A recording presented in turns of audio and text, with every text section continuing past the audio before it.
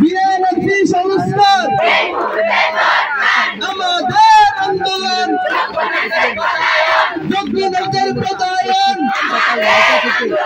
যোগ্য নেতার পদায়ন আমাদের আন্দোলন। আমাদের দাবি তো কোনো অযৌক্তিক দাবি না। আমাদের বাড়িতে আমরা করতে হব, পাশের বাড়ির কি কোনো করতে হতে পারে? এক করতে তো আরেক বাড়ির মানুষ হতে পারে, সে যতই যোগ্য হোক।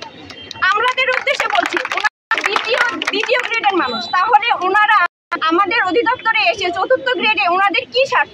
গত 9 সেপ্টেম্বর থেকে এক দফা দাবিতে আন্দোলন করে আসছি। আমাদের এক দফা দাবি আমাদের নার্সিং ও মিডওয়াইফারি অধিদপ্তর এবং আমাদের নার্সিং ও মিডওয়াইফারি কাউন্সিলের যোগ্য ফলগুলোতে মহাপরিচালকের ফলগুলোতে প্রশাসনের ক্যাডারের লোকরা দীর্ঘদিন যাবৎ আমাদেরকে শাসন করে আসছে। যদিও 2016 সালে আমাদের একটা নিয়োগ বিধি আছে, ওই বিধিতে বলা আছে আমাদের নার্সরা বিভিন্ন ক্রাইটেরিয়ার মাধ্যমে পদোন্নতির মাধ্যমে আমাদের যোগ্য ওই চেয়ারগুলোতে পরিচালকের চেয়ারগুলোতে যাবে এবং আমাদের নার্সদেরকে সেখান থেকে পরিচালনা করবে। কিন্তু প্রশাসনের ক্যাডাররা সাময়িকভাবে আজকে প্রায় 16 বছর যাবৎ সাময়িকভাবে বসে সেই চেয়ারগুলো দখল করে আছে। আমরা চাই তাদের অপসারণ এবং আমাদের যোগ্য নার্সের পদায়ন হবে।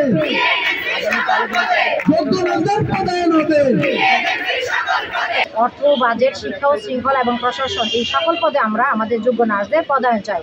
2016 সালের নিয়োগ বিধি অনুযায়ী যেভাবে নার্সদেরকে পদায়ন করার জন্য যে নিয়মকে ভঙ্গুর করে, নিয়মকে প্রহসন করে, যেভাবে সচিবরা, উপসচিব পদমর্যাদার প্রশাসন ক্যাডারের সচিবরা যেভাবে এই পদগুলো দখল করে আসছে, আমরা তাদের এই দখলের অপসারণ চাই। আমাদের এক দফা দাবিতে আমরা রোগীদের ভোগান্তি যাতে না হয় সেজন্য আমরা ইমার্জেন্সি স্কোয়াড গঠন করেছি, যাতে হচ্ছে জরুরি বিভাগ, ডায়ালাইসিস, আইসিইউ এবং হচ্ছে মুমূর্ষু রোগীদের ক্ষেত্রে আমাদের এই কর্মবিরতির আওতার বাইরে থাকবে এবং জরুরি স্কোয়াড সেখানে সেবা দিয়ে যাচ্ছে।